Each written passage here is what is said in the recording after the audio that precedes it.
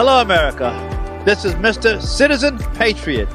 I finally have made it here to Washington, D.C. I've been around for 17 years, born in Los Angeles in 2003. My role is to bring patriotism to a higher level in our country. My role is to wear this uniform for the sake of the men and women who wore their uniforms to be shot at, that I may be free. I didn't go to be shot at, but the least that I can do for those men and women who gave their lives for me is to wear this uniform to remind the world who they are and what they've done. And I've come also to raise the spirit of patriotism in our country, to come together, whether you're on the political right or left, it doesn't matter right now. We as a nation must come together, and what better person to help bring the nation together than a person like Mr. Citizen Patriot. And for more information on Mr. Patriot and how to get in touch with me and participate in this new awakening of American patriotism, go to mrpatriot.us. Get involved with this new American patriotism that we're bringing to you today. Hey, everybody. Good evening, good evening, good evening. Shalom. This is Ted, host of Your Power Weapon on urbansmartnetwork.com. We've been coming to you for the last several months, every Monday night at 7 o'clock p.m. Pacific Coast time and 10 o'clock p.m. East Coast time, bringing you some exciting episodes on the current topics as they relate to United States federal black citizens of a super citizenship status based on the U.S. Constitution, 1866 Civil Rights Act, and the 14th Amendment, our ammunition for the weapon of our mind to liberate ourselves from the bondages of the psychology that's held us back, from the fears, the anxieties, and bring ourselves into a level of liberty and freedom that's supposed to be experienced in this country for all people.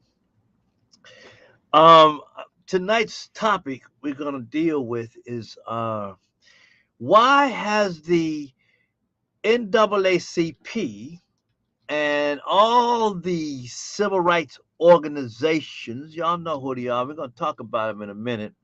Why do you feel that I do? Why have they seemed to have abandoned us? Why have they left us to all these traumas and dramas that's going on in our community, and non-black people asking, what's up with black folks? And we got this border thing and people running up in the country in the name of civil rights. And oh my gosh, everybody else is being taken care of and looked out after. And who's looking out for us? So we're going to talk about that a little bit tonight with Keith Hardeen, primarily, and Ken White will be on in a minute. Let's give a shout out to Keith. See, Keith, you out? You there right now? Keith, come on and say hello to the people, man. To the people. Hey, all right, my brother. There he is. And there's Brother Ken. All right. There he is, a unicorn. I ain't seen him a long time, Keith.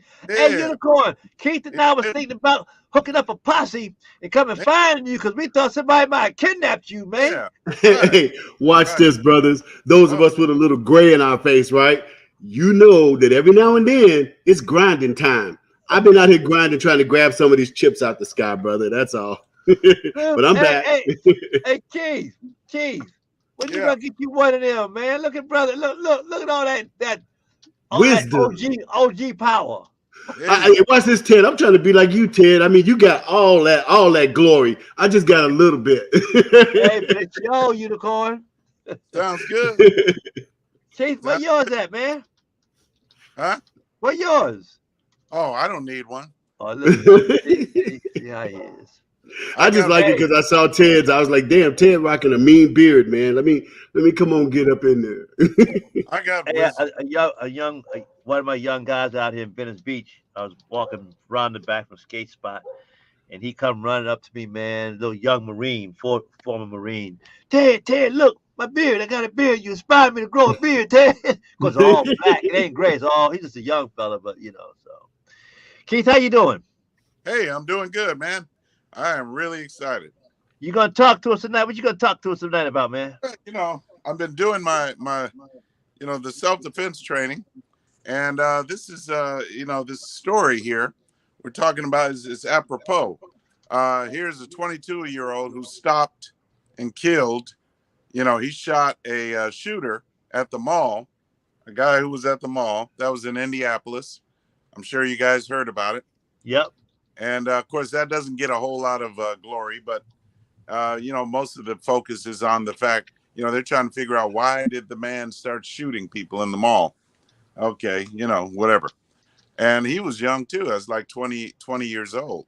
These are young people are doing. All of them, they. Yeah, these young people, and they don't seem to have any discipline. So that's why I'm saying, in order to get the civil society back, we have to offer training, and that training in self-defense, I think, is the answer. All right, we're gonna come back and we're gonna knock that around a little bit, Keith, because I'm gonna give a little bit of pushback. Oh yeah. All right, you ready for some pushback? Don't hurt me though. Don't hurt me now. Get him, kid. Stop him, brother.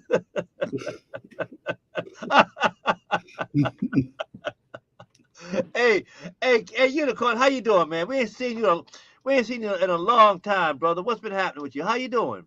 I miss you guys too. It's just been, kind of busy. As you know, with all the different things, the trucking companies being blocked from coming into California, shortages of supplies and all these things. A brother got to make sure his seed is okay, got to make sure I'm okay. So like I said, I was out there grinding and trying to grab some of the chips out the sky, but I'm back. I want to mention something real quick. They have a preliminary report coming out about the Uvalde shooting. Now, Keith, you and I and Ted, we kind of dissected this in the earlier days of the Uvalde shooting. I caught some flack, perhaps you guys did too, because I said there were clearly 3 moments when that young man should have been shut down. He never should have made it into that school, and one of them required a headshot. And somebody called me bloodthirsty. Well, now that the preliminary report is out, they clearly put a red circle around his big old head and said, why didn't somebody take him out? Now we find that one of the sharpshooters asked for permission to take him out, but nobody said yes. Wow. Talking about skirting responsibility, huh? We were ahead of the curve on this one. That's pretty amazing. Well, that's that liberal mindset. That's that liberal, progressive mindset, which is to destroy America, anti-American, anti-self-defense, anti-self-preservation, first law of nature. And that's what it is. It's their mindset. Isn't that right, kid? That's their mindset. Because we called it. I mean, I just, sometimes it's, you got to pat yourself on the back to make the people understand. When you listen to Urban Smart Network, your power weapon, mind, talking about the mind, we are giving you efficacious, good information. We said almost weeks ago, hours after the shooting, what should have been done. Now, after an extensive investigation, they've come back with a report that mimics exactly what Keith Hardeen said, exactly what Ted Hayes said, and exactly what I said. Ladies and gentlemen, young folks, we were spot on, okay? Well, there you have it. Well, listen, man, thank you about that. Look, we're gonna segue back up front to the near the topic of tonight's podcast, but I wanted to say something that to all of you. As you know, I'm an homelessness resolution activist. That is my day job, so to speak. And I've been at this for 37 years, y'all. And I've been dealing with the White House, different administrations over the years. And I've been proposing certain things like a presidential executive order. I've been calling for land space because the urban centers are overpopulated, land too expensive, the cost of living too expensive, and the stress of society pushes people to homelessness and won't let them back in. And of course, I've had to argue with people over the years and prove them and demonstrate that I was right. And one of the things I said 37 years ago, and I still say today, and record, even history will record that I've been consistent. I said that what I said 37 years ago, I'm saying again today. We need a presidential executive order land, and there's no way we're going to get the massive homeless back into the mainstream. And now with this new recession, the Biden recession that's coming, you can expect the numbers of homeless are going to exponentially expand. And by the way, as I've warned people, the homeless that are out there now, they kind of acclimated. They're pretty tame compared to when the new homeless people come. People just lost their houses, lost their jobs, their apartments, their relationships because of the stress that they've been under and are continued to be under. And when these people come down, they're going to be angry, paranoid, frightened, suspicious, scared, embarrassed, and they're going to be armed. They're going to be armed in many kind of ways. They're going to be armed. And they will have a little bit of money. They'll have some means to get around, but they're going to be armed. And they're going to be rightly frightened. I mean, you've been hearing the news how this young black lady here in LA got attacked by this homeless guy. This race car driver the other day got stabbed, this young race car driver. And on it goes. You've heard these stories. And people scared of the homeless. Unfortunately, they're bathing all people who are homeless as mentally ill. And I've watched this over the years developing that they want to make homeless people mentally ill. And what that does, it gives them excuses then to come up with laws and regulations that one day will force people who are mentally ill to get psychiatric help in confined facilities. And when you think about it, anybody going to lay down on a sidewalk and sleep on a sidewalk, got to be something wrong with them, right? Right. So they're going to get rid of them. And so I've been saying that it's going to get worse. And so recently, we broke into the White House again, coming over from the Trump administration. And we've noticed quite a lot of change, a lot of our ideas. And I just found out recently through my A team, my White House negotiation A team, I got a Professor John Bollinger on the team. He is a university professor at Cal State Long Beach. And he looked at some documents in the White House Interagency Council and my own documents. And it's like, and Wayne Fishback and others said, man, that's your stuff. That's all your stuff in there. And it is, because I'm the only captain talking this way for 37 years. And so they take my ideas, and they're going to let me in the house, but they take my ideas and try to make them happen. But they have failed. Here, especially in LA, they failed. Even the mayor admitted that his ideas came from mine, but he did not bother to sit down with me and say, oh, well, Ted, now how does it work? Nonetheless, I digress. The point is, recently the White House has come out with a new policy, and they're stating that the reason for the overwhelming disproportionate numbers of black people who are homeless in America is due to systemic racism, something I said again 37 years ago. And so they have been saying to people, come in and help us figure this out. So that's what we're getting ready to do.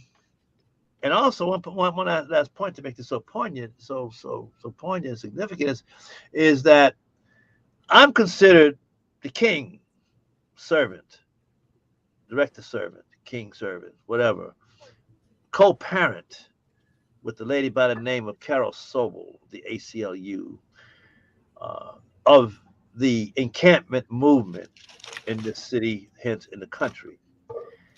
And we've gone separate ways in the way we look at it, but nonetheless, the White House is now admitted that they don't think they're going to be able to, after all these years, admitting that they're not going to be able to build enough affordable housing for low-income people and homeless people in the country, anywhere in the country.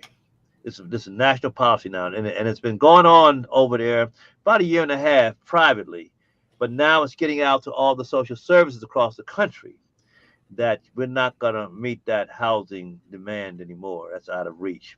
So what they're talking about now doing is figure out how to manage the encampment. Now he's walked into my wheelhouse. Thank God. And he said he's going to do this to them. And he walked into my wheelhouse because I'm the man on the encampments. I got all the documentation. And tonight I'm sending information into the White House to connection. And I got something called management encampment with the Domestic Peace Corps. I'm giving it to them tonight.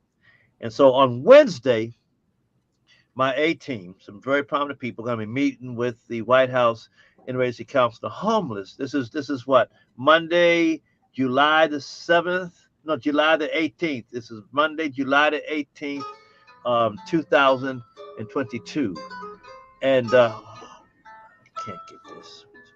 Okay, excuse me, please. We need to talk to please.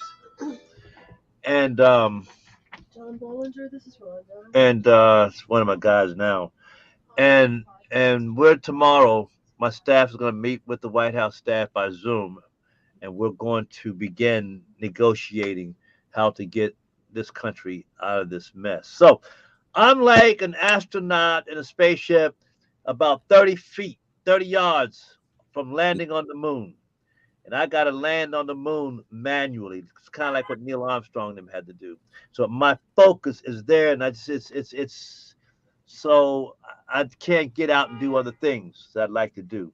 So, brothers and sisters, all you loyal viewers, and those of you in the future who will see these, we're going to call a hiatus tonight on your power weapon, because we need to go back here and reconnoiter some things around. And it's the end of the season anyway, so we'll be back live and in person in the fall, and we will periodically be putting things up on Urban Smart Network, give you a report of what's happening. We may put up a video or two or something like that just to keep y'all warmed up. But we're going to have something really powerful. Now, if this thing jumps off on us tomorrow on July the 20th at the White House, if it jumps off tomorrow, I'll tell y'all something. It'll be the beginning of not only to change the way we look at homelessness and black people and poor people and white people, but it's going to be a change, a paradigm shift in the way America thinks about itself. Because that is the key. The way we think. America has lost the power of its mind. America has lost its own identity. America has never actually known who she is. But for the first time in 245 years, thank God for homelessness. In that sense, America, as Dr. King said, is about to be shaken to its foundation and wake up. As Dr. King said, America, we don't have the American dream. We have a dream that you will rise up one day and live out the true meaning of your creed. We hold these truths to be self-evident, that all men are created equal, and the fact that black people are the primary disproportionate numbers of homelessness in this country, over 60%, and we're only 11% of the general population. That is an indictment that America doesn't know who she is. America doesn't know its true mission. But thank God for black people that was brought here against our will. God is arranging it so that we are going to be the salvation of this nation under God. So thank you, Mr. Robert Bob Hedren, Smoke, director, producer, the man that created and builds and runs Urban Smart Network, Urban Smart Studios. Thank you, sir, for this opportunity to speak to the audience of Urban Smart Network. So we're going to segue. I just wanted to let you know what's going on. All right? All right, then. Take a deep breath, Ted. We got to do like they did James Brown back in the day. You got to bend down, and me and Keith gonna put the cape on your back right now. We gonna put the cape on your back. Let me back on. Let me back on. Let me back on. Beat him down. You ought to quit, kid. No, I felt you. You know what? You know what I felt when I listened to you right now, Ted? When a man can stick with something for over 30 or 40 years, like Noah building the ark, you know what I'm saying? Like my man's in them who worked to try to get this wife, he worked 14 years for her, right? Yeah. When you got a mission, time is meaningless. And I'm impressed to watch you and realize you dedicated 30 years of your life to this, and you're about to come into your season, brother. It seems to be that, and one of the things, folks, that I've been struggling with all my life, and even of late, it's gotten a little better because I'm more mature now. But the Lord told me, now, Ted, I don't you make sure you go out and you tell these folks, because you think about who you are, where you are, what you've done, your track record. But I'm done with you now. He said, you tell them that I sent you. You tell them I sent you now, okay? Because see, if you and I think, oh, but they'll think I'm being religious. And no. Don't care what they think. It's what I think. And if you don't tell them that I sent you, then I can't back you. But if you say, I sent you, I got to defend my name. See, so you go ahead, boy, and you tell them I sent you. You know, just don't ego trip. Just tell them I sent you, though. All right, now handle the rest of it. You ain't got to convince anybody or nothing, because my Holy Spirit, He doing that. He gonna do that. All right. Amen. So yeah, and it's because of Him, Ken, and good people, my family, my children, my wife, and all these wonderful people over the years, people that non-homeless people who volunteered, gave money, even the homeless guys, especially, because all the guys that work with me on the streets and the sidewalks, and the jail with me, and all that kind of stuff, man, I never paid them a dime because they believed in what we're talking about. They felt ownership, see, and so there's a lot of people, too numerous to announce. And I was thinking the other day, you know, you wake up some morning and like, man, what have I put myself into? My big ass mouth, you know. How can I get out of this mess? And then it makes you realize, well, you can't, because you owe it to all those people who gave their time and volunteered and sacrificed. Some of them died behind this, Ted. You can't. You hurt your family now. You're a slave. You can't run away. I go, oh, okay, that's true, isn't it? You know, when I think about it, I saw that documentary on KTLA, was it? About the homeless? Yeah. Los Angeles, the city of homeless. I say this to myself, and I say it now to the audience on the show right now. Even mention homelessness in California, especially, or even around America, to mention homelessness in the name Ted Hayes does not figure it. That's almost an empty, disingenuous expose.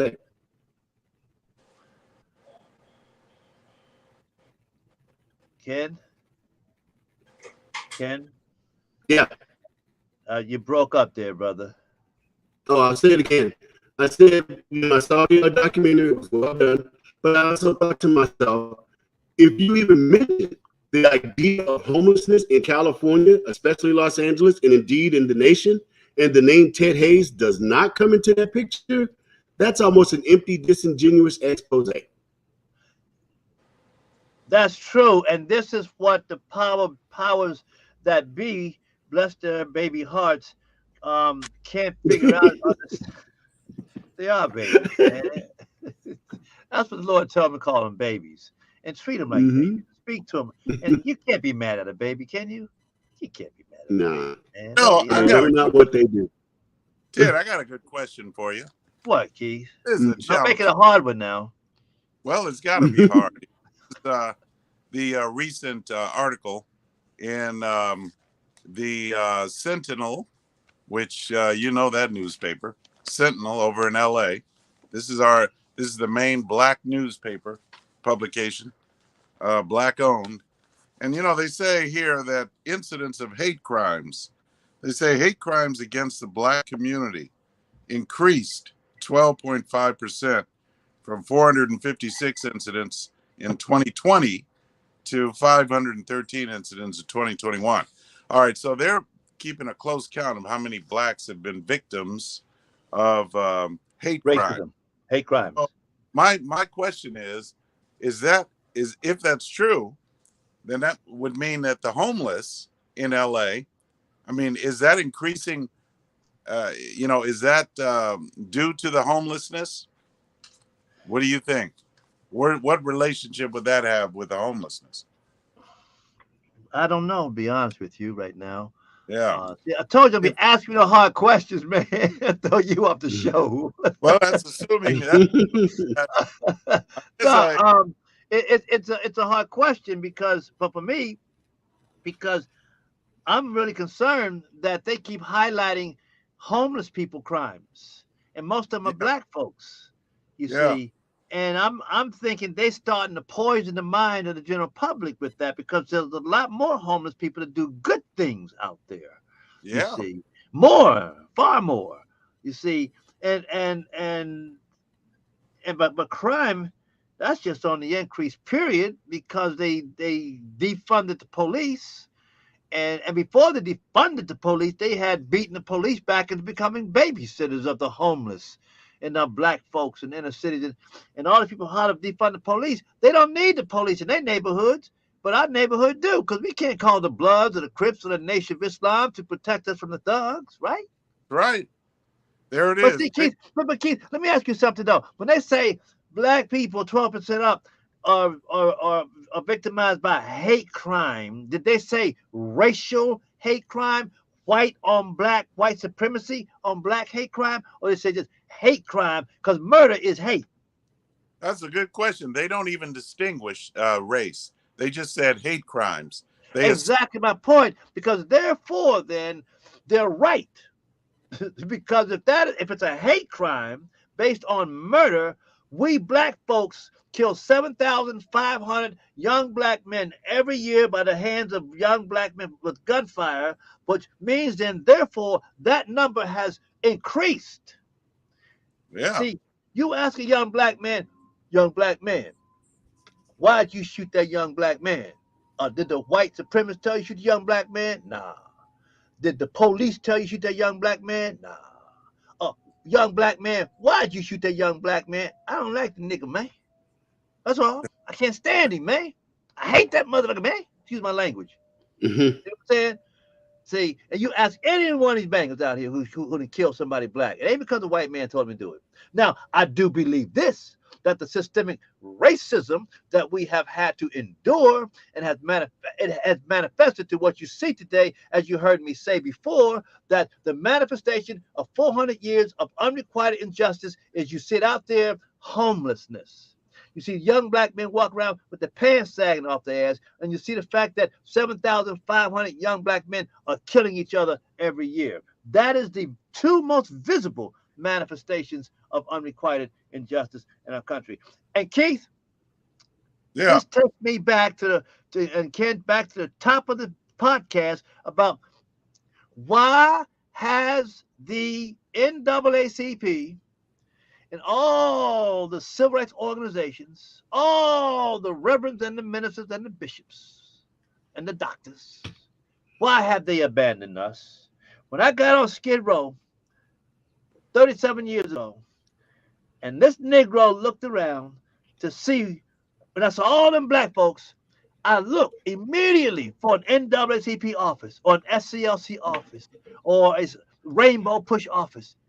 Nothing but white people. I got an answer for you. What? Well, my opinion is because they don't need our vote.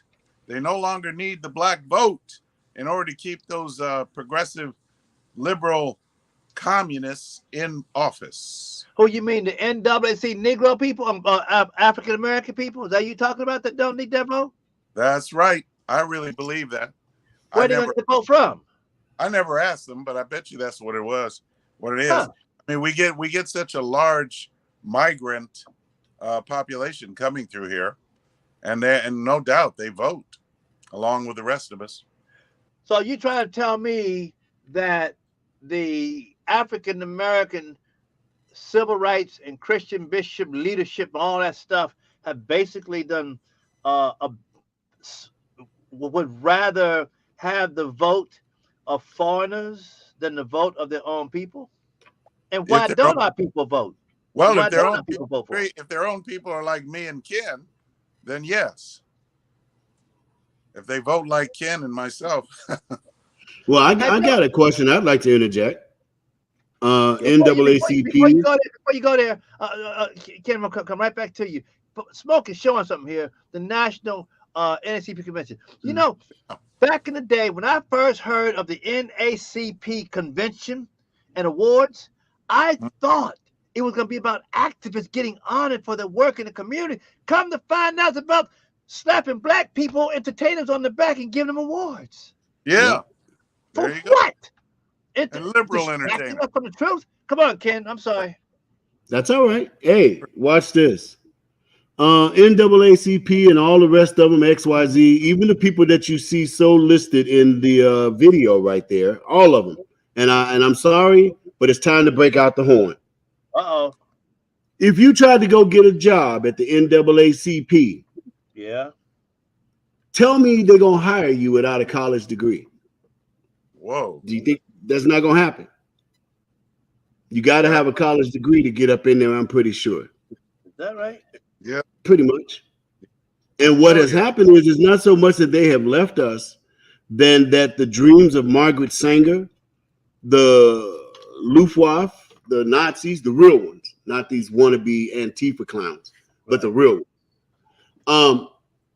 This is all part of their plan. Everything starts off with a honest, noble intent. Let it stay around long enough, let enough money float around, let enough influence and power and celebrity float around, and it begins to dilute, it begins to corrupt.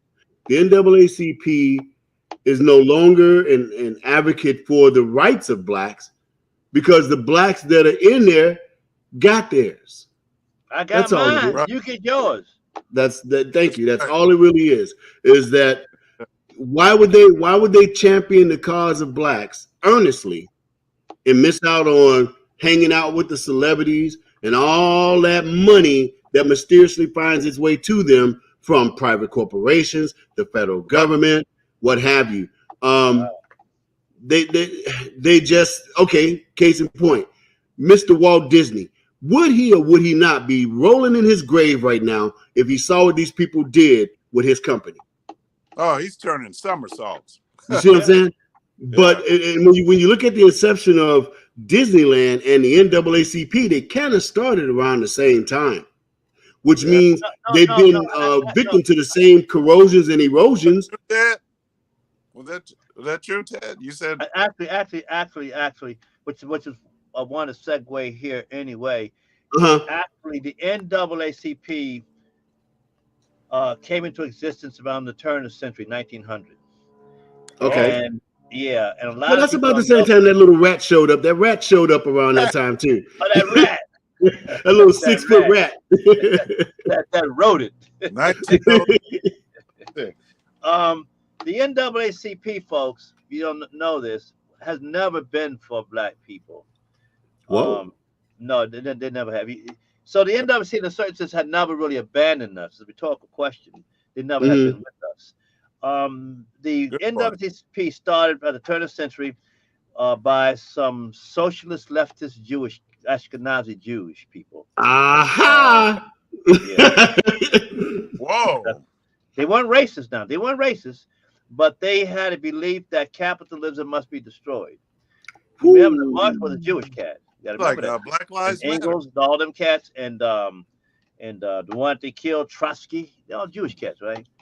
And so now don't misunderstand me, my Jewish brothers and sisters. I'm not begrailing or anything like that, because I know what Yeshua said. He said, "I know those who say they are Jews and are not, but are the synagogue of Satan." So most Jewish people that I know and have related with over the years are wonderful, beautiful people. In fact, without Jews in my life, I couldn't be where I'm at right now, the homeless. But nonetheless, the point is that these nasty synagogue Satan goers wanted to. If you notice, whenever there is a cause for minorities, whether it's gays, Indians, immigrants, anything that brings disparages upon American capitalism, have you noticed the NAACP defends it? Because they don't care about black people, gay people, Native American people, minorities. They use these as the emotional weapon. They weaponize these people against capital America. Now, they picked up a cat by the name of Webb Du Bois. Webb Du Bois was an ardent socialist. And Webb Du Bois, they sicked Webb Du Bois out on a dude by the name of Marcus, by the name of Booker T. Washington. Mm-hmm. Because Booker T. Washington was telling black folks, man, stop begging white people for, if they don't want you around them, stop trying to be around them. You don't want to pick up their disease anyway. He said, start your own businesses. Drop your bucket down where you are. I own my own business. They'll come to you. And then you rule the negotiation. But you go to them, they rule. So all them socialists said, whoa, now wait a minute. He about to take away our tools. So they said, look here, doctor. Yep. And they said, Webb Du Bois out there to call him an Uncle Tom, a sellout. And Du Bois was so clean cut, they had to believe him. You know what I'm saying? He was sharper than a boy to help. Boy, I mean, he was sharp. And he had a goatee like who? Lenin. Mm-hmm. He mimicked Lenin. So the point is, Webb Du Bois and Booker T, had we listened to Booker T, we would probably have run the country. We probably would have seen 3 or 4 black presidents. Put it this way. Zuckerberg wouldn't be Zuckerberg. It would be Johnson. Johnson or be Hardin. Okay. Exactly, or Hardin. White.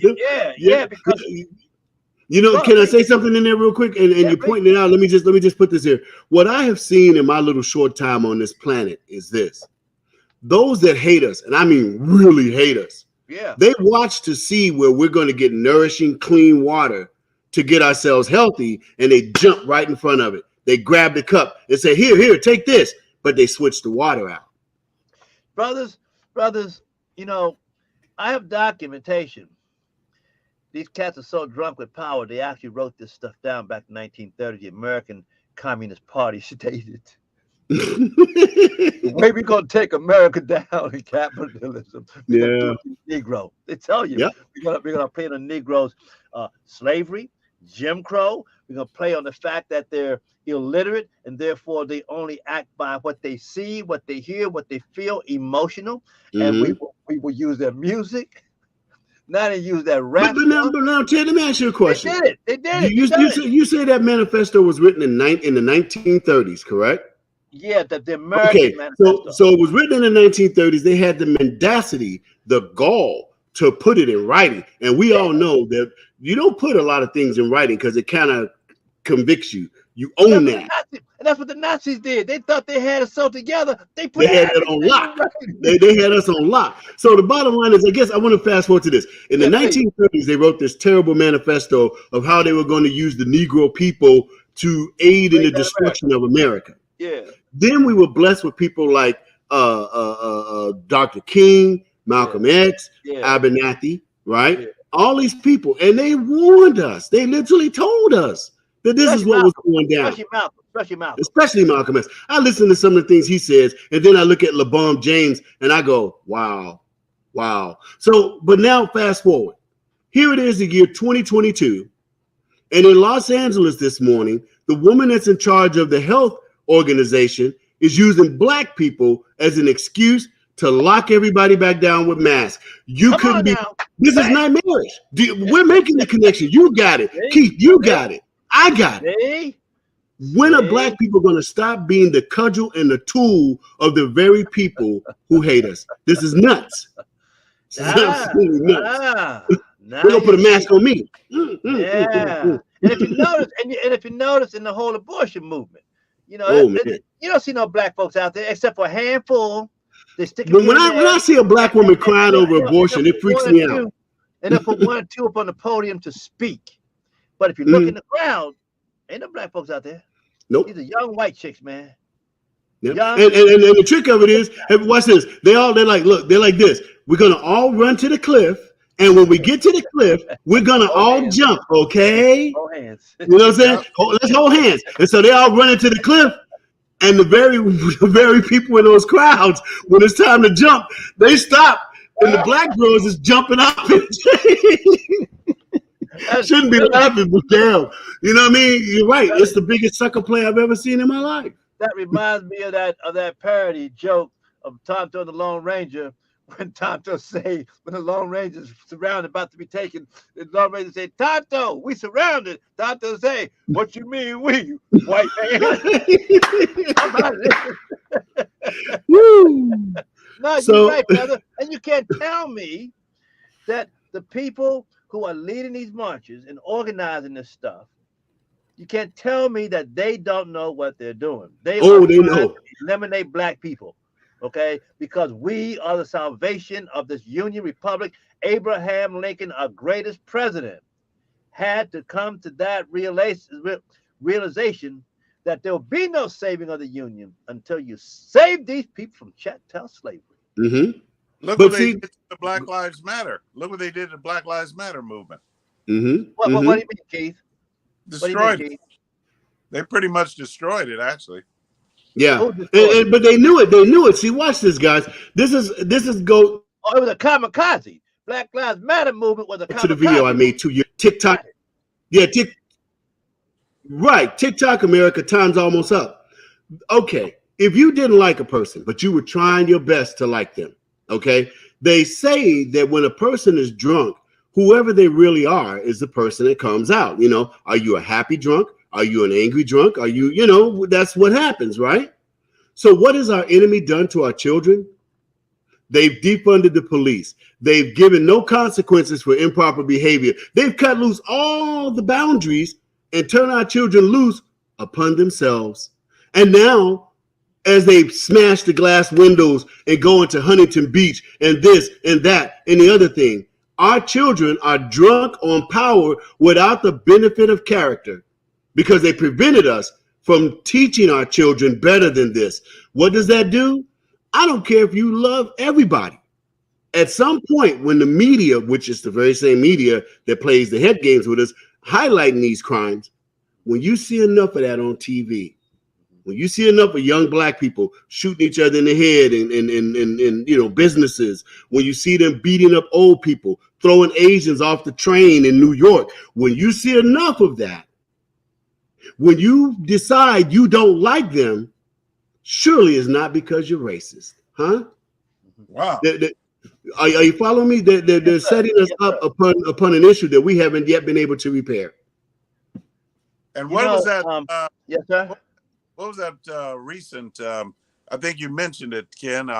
Was it 6 blacks, young blacks, broke into a jewelry store? They went into it, pushed past It's the happening guard. so much, Keith. It happened again today. It happened a week ago in Huntington Beach. It just happened again this morning, and they made off with over $500,000 worth of goods and products. This is only going to last for so much longer before, if nothing else, when the machine that wants to take black people down, which Ted has illuminated to, when that machine activates, it won't be because of hate that people don't help us like they did in the 50s and the 60s. It'll be because we showed our butts. And we showed that perhaps we're not deserving of the support and protection of decent folks. And we got cleaning to do. And this is where it goes back to the title of tonight's podcast. Mm-hmm.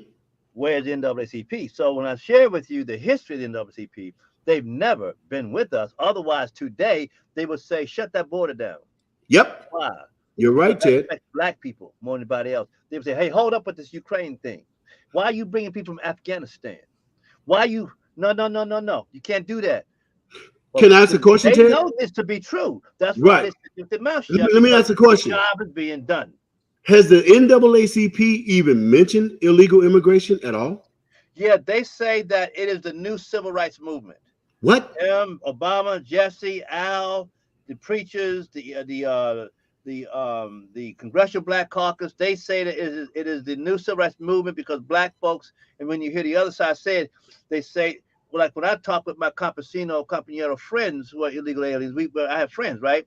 And, and I explained to them why I was against it. They go, Mr. Ted, we did not know. We were told that the blacks did not want the civil rights anymore.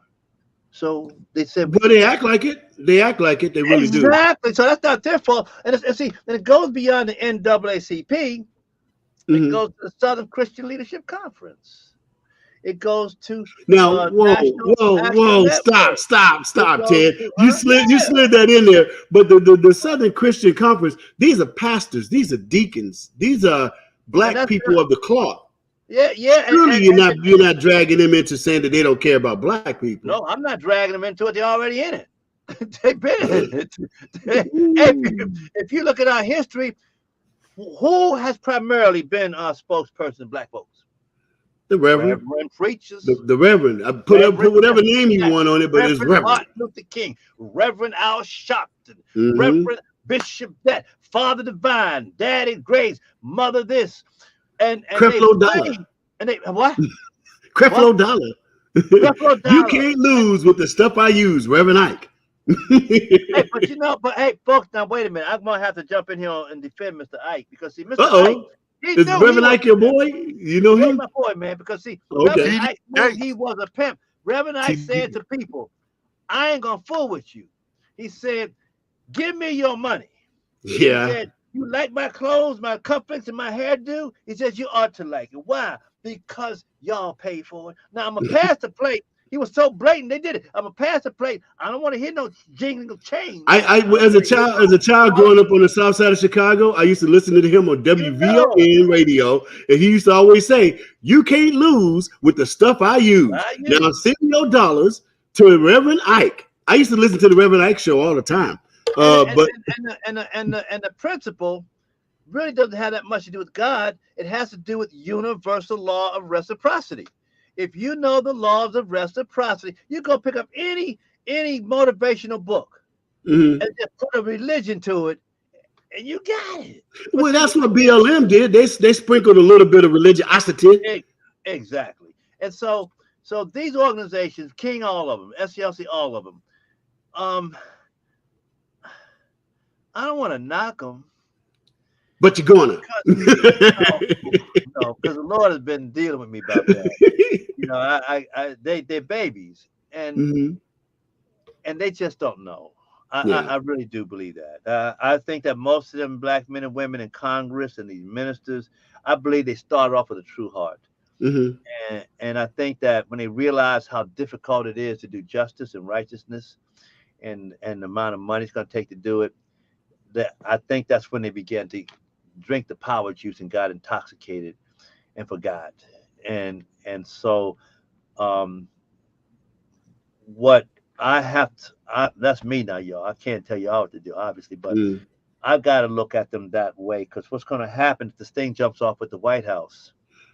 Yeah, you on your way to the White House. You got a different mission than me. Yeah, and they go, and if the White House relents, if the White House relents, y'all, if it relent, mark my words, watch all the black preachers, and all the NAACPs, and all the SCLCs, and all the African American whatnots come. Hey, Brother Dave.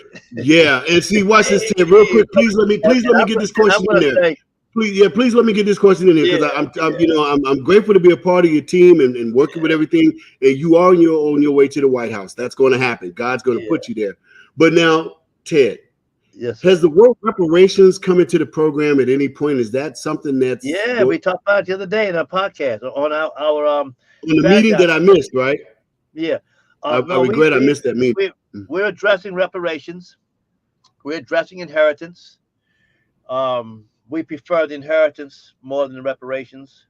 Because you know my position on reparations. I'm not a big fan of reparations. Most people don't even realize what it is, and it's ignorant. And see, the socialists have cleverly used reparations as a weapon, against America again, and to create division in the country.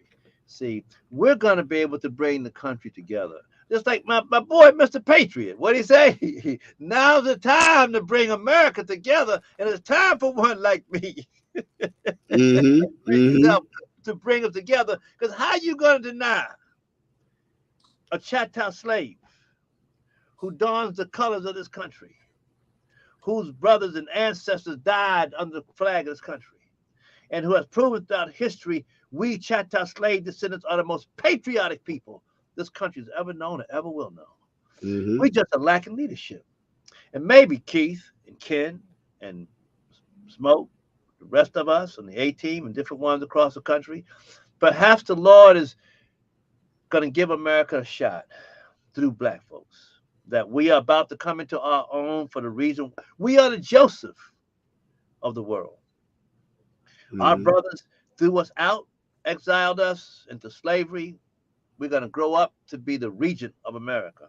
I like that other name he had. It took me years to be able to pronounce it, so here's a good opportunity for me to say it. Zoff Paphaneus. What'd you call me? What did you call me? Oh. No, I was talking about Joseph, brother. His other name. No, it's not a nigga to me, man. His Egyptian name. What? Say that word again. Zoff Paphaneus. Okay. That was his Egyptian name. Okay. All right. That's why his brothers didn't recognize him, because if they had said this guy named Joseph, they might have been like, "Oh boy, could that be?" Right? But even his name was changed, as we know. God does some name changing every now and then, and transformation. You know, let's segue back over here again, because 7,500 young black men kill each other by their own hands every year, and obviously what Keith brought to us, that 12% jump. They didn't say white on black; they just said hate crime. Right. Hatred is a murder. Murder is hate crime. So the act of murder is an act of hatred. Yeah. So in the Bible it says that. So it goes up. And at the same time, notice all these young white kids murdering people. They don't care whether they're black or white, except for a couple cases, but young people, the 20s and teens, mass shooting, like Keith you brought up today. Somebody, and the Hispanic Latino community, they have the highest rate of teenage suicide. And a child trafficking. It's like the spirit of Molech Shamash is running amok. But see, I gotta run. I'm sorry. Go ahead.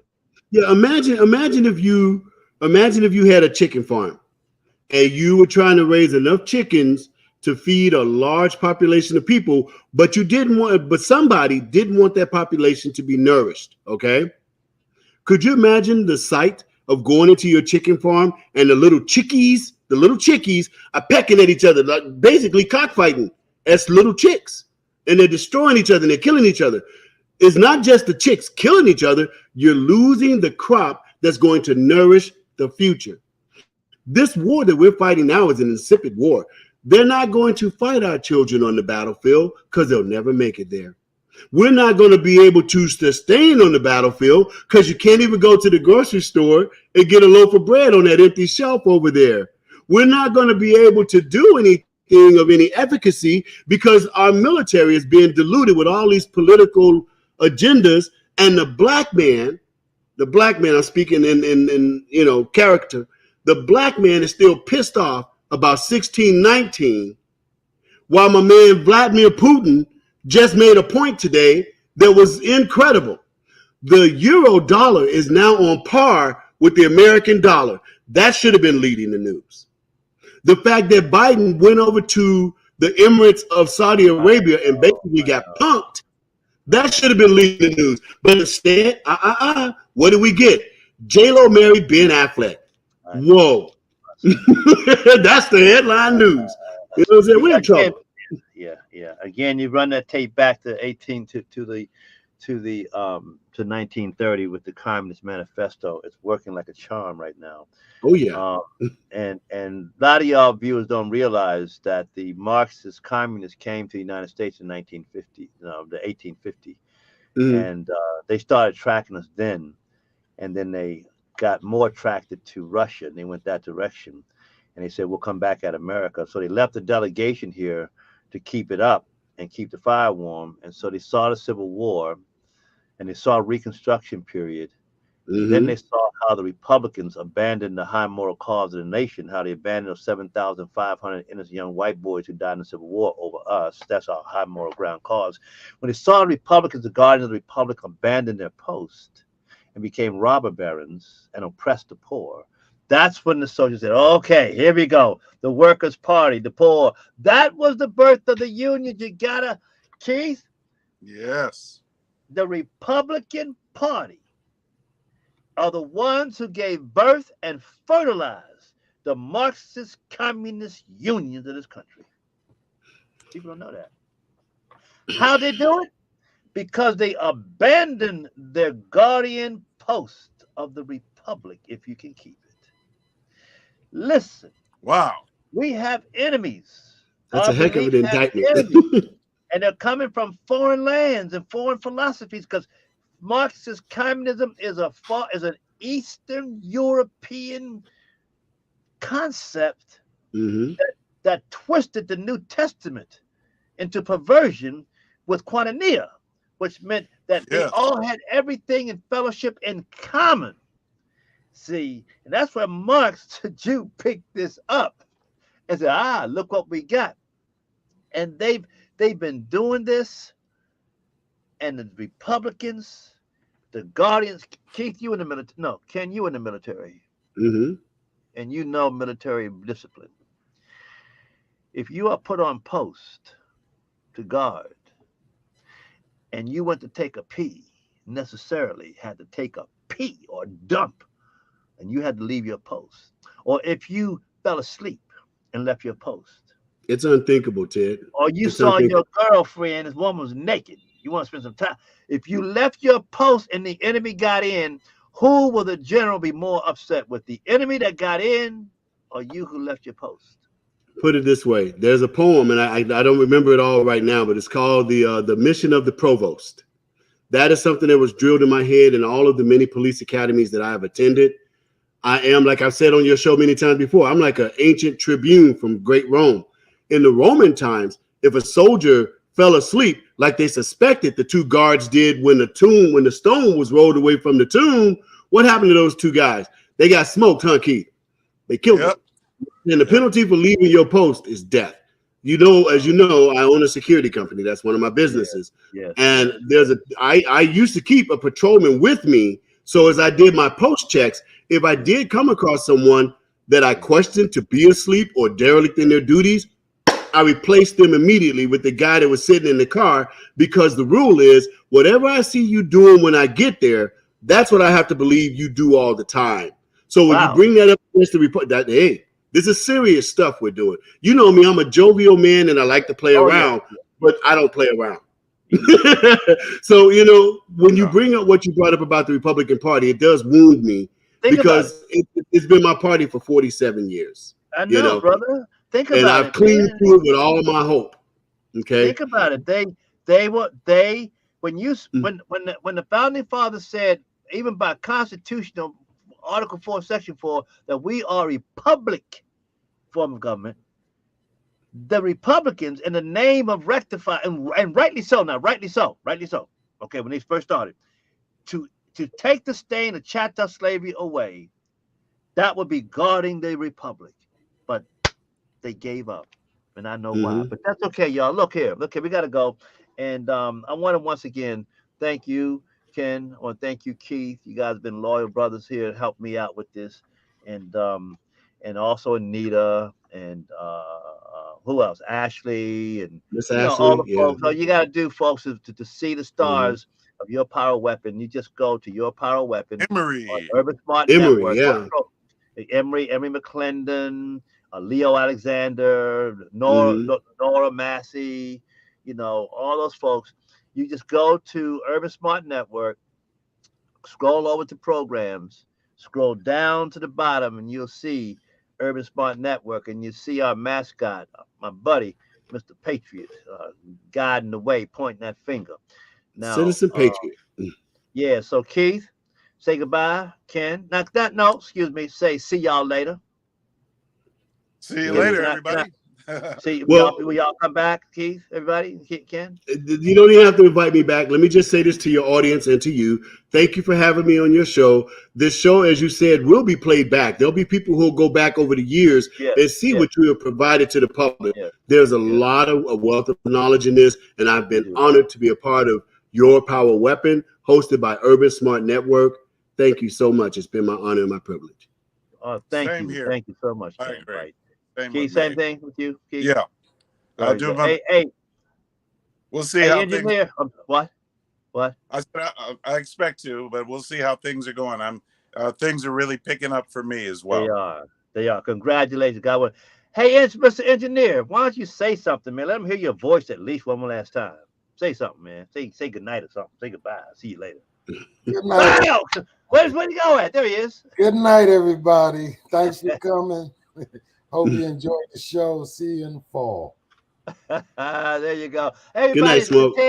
Your Power Weapon on UrbanSmartNetwork.com. We'll see y'all in the fall.